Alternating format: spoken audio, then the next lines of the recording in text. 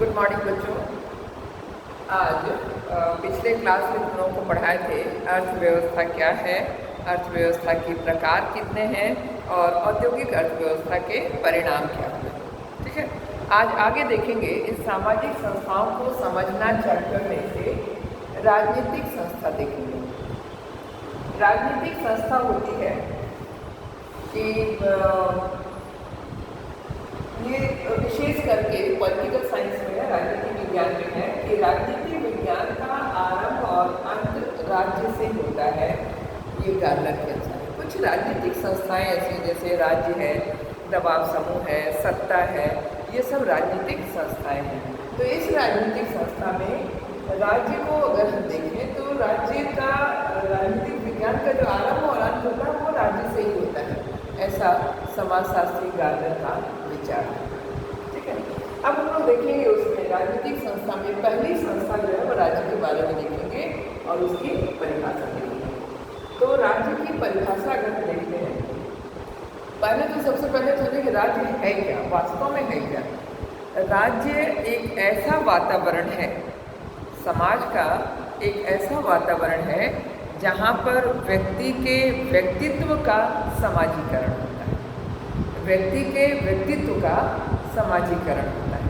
ठीक है, समाजीकरण का मतलब वह समाज में रहने योग्य बनता है, राज्य के अधिनियम चलता है, राज्य के अनुसार अपना कार्य करता है, तो वह उस समाज में रहने योग्य बन जाता है, इसलिए उसका समाजीकरण होता है, व्यक्ति के व्यक्तित्व का समाजीकरण होता है। ठीक है, परिभाषा के रूप में अगर हम देखें तो वर्गेस के अनुसार राज्य एक संगठित इकाई के रूप में मानव जाति का विशिष्ट भाग है। यानी राज्य क्या है, एक संगठित इकाई है। कहाँ इसकी इकाई प्रारंभ होती है, जब राज्य शुरू होता है तो संगठित इकाई इसलिए इसको कहा गया है कि जैसे सबसे पहले समाज की सबसे छोटी इकाई क्या होती है, परिवार। ठीक है, फिर परिवार से क्या बना, गांव, गांव से क्या बना, तहसील, तहसील से क्या बना, जनपद या जिला, जनपद से क्या बना, राज्य, राज्य या प्रदेश। ठीक है, तो ये इसीलिए इसको कहा गया है कि राज्य एक संगठित इकाई के रूप में है, यानी परिवार से लेकर के हम प्रदेश या राज्य तक जाए तो यह एक संगठित इकाई के रूप में दिखाई देती है, जो कि मानव जाति का यानी मनुष्य का, समाज में रहने वाले मनुष्य का एक विशिष्ट भाग है। राज्य एक महत्वपूर्ण अंग है। क्लियर है इतना? अब इसमें देखते हैं कि राज्य का निर्माण, ऐसी परिभाषाएं आपके बुक में 2-4 दी हुई हैं, इसको थोड़ा सा पढ़ जाना क्या क्या है। जैसे विल्सन के अनुसार है, क्योंकि परिभाषा उन्हीं की भाषा में लिखी जाती है।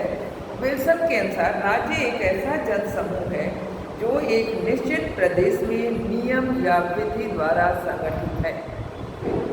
राज्य एक ऐसा जन समूह है जो एक निश्चित प्रदेश में नियम या विधि द्वारा संगठित है। विधि मतलब कानून के द्वारा या नियम बनाया गया है जिस पर कि यह संगठित है। तो इस तरह से हम देखेंगे कि 4-5 परिभाषाएं आपकी बुक में दी हुई हैं। ये परिभाषाओं को आप याद करो, 2 या 3 परिभाषा इसमें से लिखना होता है। ठीक है, आगे देखेंगे राज्य के तत्व क्या है।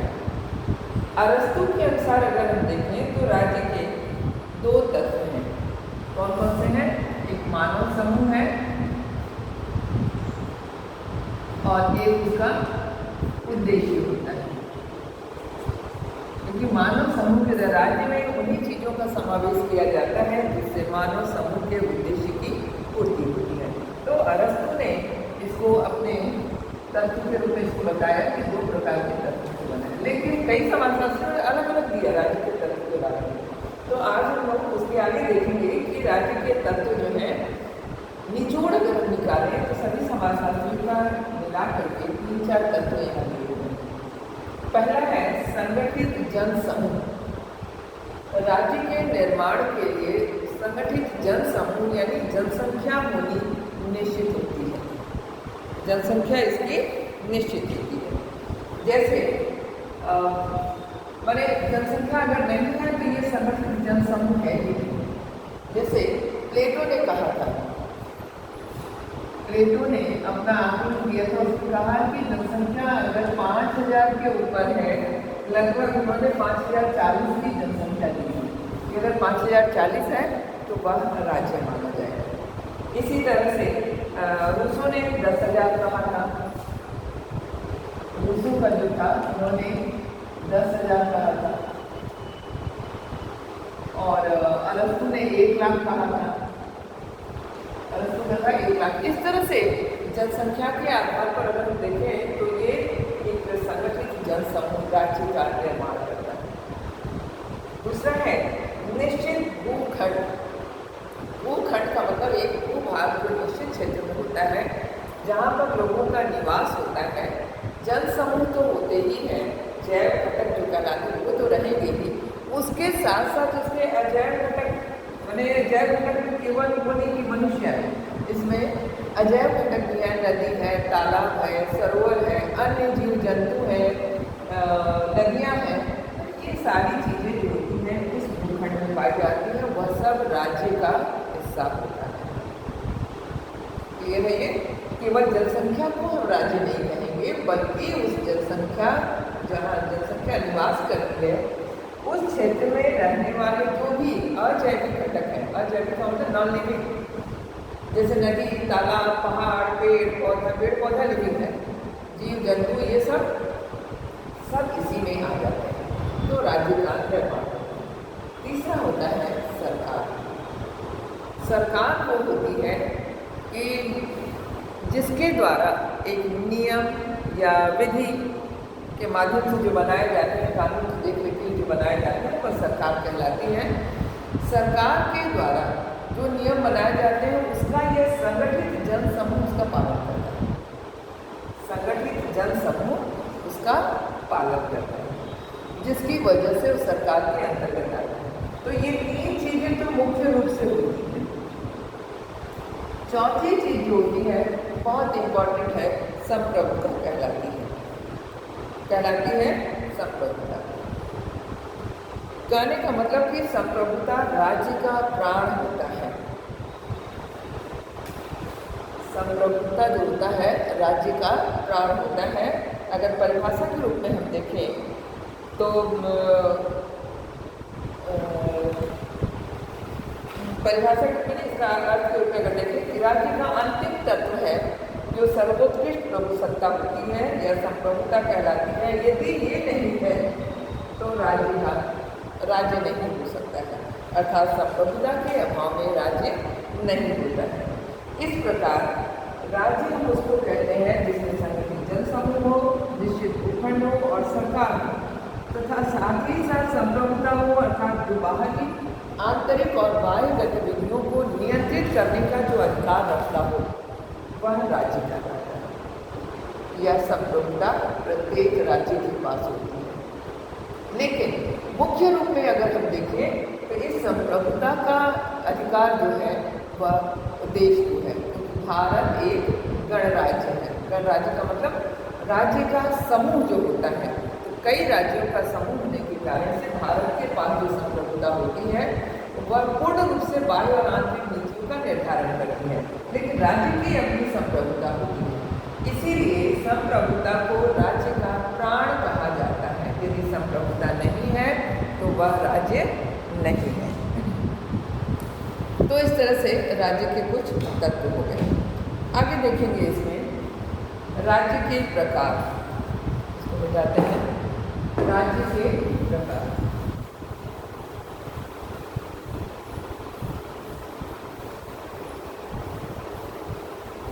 जब लोग किसी राज्य में रहते हैं, अब तक लोगों को मालूम होगा कि अपने भारतवर्ष में गणराज्य का समूह क्यों कहें? भारत एक गणराज्य है, भारत एक देश या गणराज्य है। कैसा गणराज्य है? लोकतांत्रिक। जब आप संविधान पढ़ती हैं तो उसमें ये आता है, ये वर्ड गणराज्य शब्द आता है। तो इस गणराज्य का मतलब होता है राज्यों का समूह।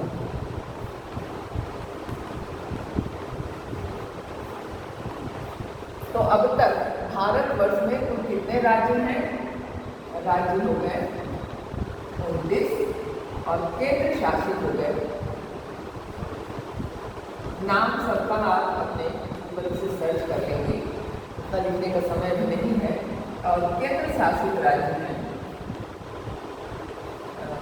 9, अभी बढ़े हैं ना 29 और 9, 7 के बाद 2 बढ़े हैं तो 9। ठीक, तो इस तरह से राज्य और केंद्र शासित राज्यों की संख्या आपको मालूम है, इसीलिए भारतवर्ष गणराज्य कहलाता है। ठीक है, अब हम लोग देखेंगे राज्य के प्रकार।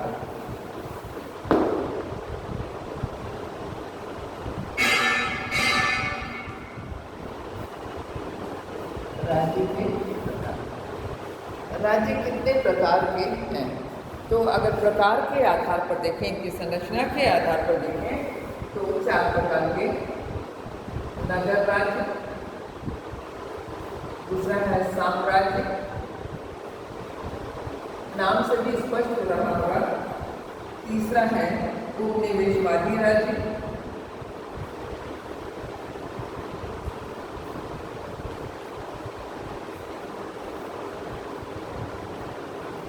और चौथा है लोकतांत्रिक राज्य।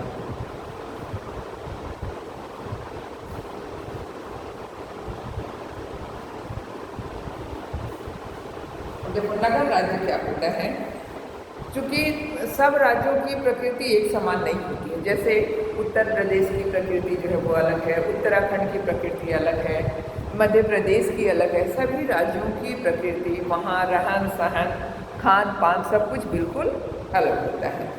तो इस आधार पर राज्य को 4 प्रमुख प्रकारों में बांटा गया है। जैसे नगर राज्य होता है, इसमें एक छोटे छोटे क्षेत्र से राज्य की स्थापना होती है।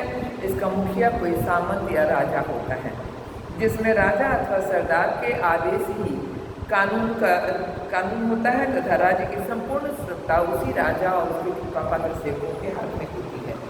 इन राज्यों के कानून धर्म और प्रथाओं में सबसे अधिक प्रभावित थे। पहले जो होता था, किसी एक नगर का राजा होता था। तो छोटे क्लास में हम लोग पढ़ती थी, कहानियाँ पढ़ती, अभी भी कहानियाँ पढ़ती हूँ तो कहती कि एक नगर था, उसमें एक राजा रहता था। ठीक है, तो वो नगर जो छोटा क्षेत्र होता था, वहाँ जो राजा होता था उसी की देख रेख में पूरा ये उसका अधिकार, उसका कानून सब कुछ उसी का चलता था। उसकी देख रेख में लोग वहाँ रहते थे। तो ये छोटे छोटे होता है। इसके बाद आता है दूसरा साम्राज्य। साम्राज्य थोड़ा सा नगर क्षेत्र से बड़ा होता है, जिसका निर्माण बहुत से छोटे छोटे राज्यों को संगठित करके किया जाता है।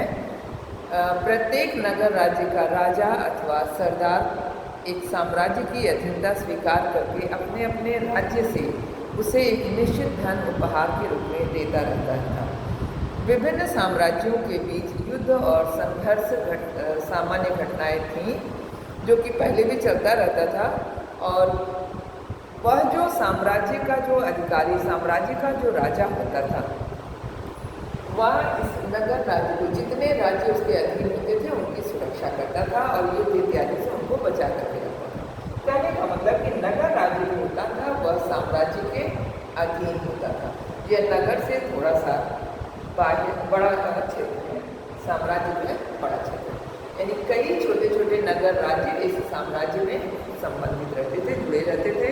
और साम्राज्य के राजा का मुख्य कार्य होता था नगरों की सुरक्षा करना और समय समय पर टैक्स वसूल करना। जैसे अगर हम छोटा सा एग्जाम्पल लें तो नगर राज्य को अगर हम मान लें तो जैसे उत्तर प्रदेश एक नगर राज्य के रूप में है, एक उदाहरण के रूप में मान लें। इसका मुखिया जो है आपके मुख्यमंत्री है, लेकिन इन कई मुख्यमंत्रियों के, सभी राज्यों के मुख्यमंत्रियों का जो निर्णय करने वाला होता है वो उसका प्रधान होता है, अर्थात प्रधानमंत्री होता है।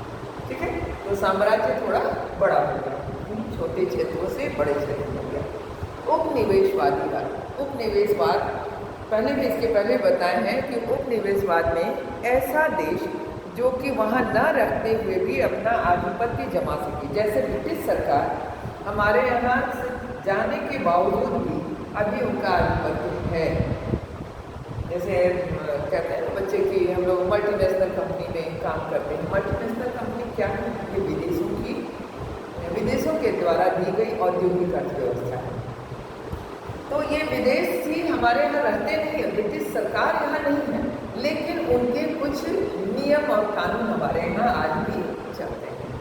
तो कहने का मतलब कि उपनिवेशवादी राज्यों के कानून, प्रशासन की नीतियों तथा नियंत्रण का कार्य विदेशी राज्यों के द्वारा किया जाता है। उन्होंने निवेश तो कर दिया हमारे यहाँ, लेकिन अपना जो नियम है उस क्षेत्र में चला दिया, जिसको कहते हैं उपनिवेशवादी राज्य। चौथा है लोकतांत्रिक राज्य। औद्योगिक विकास के बाद जिन नए आर्थिक और सामाजिक संबंधों में वृद्धि हुई, उसके फलस्वरूप व्यक्तिगत स्वतंत्रता का महत्व तेजी से बढ़ता जा रहा है। प्रत्येक व्यक्ति अपने आप में स्वतंत्र होता जा रहा है, व्यक्तिगत स्वतंत्रता उसकी बढ़ती जा रही है। राज्य की सत्ता तथा शासन तंत्र का उद्देश्य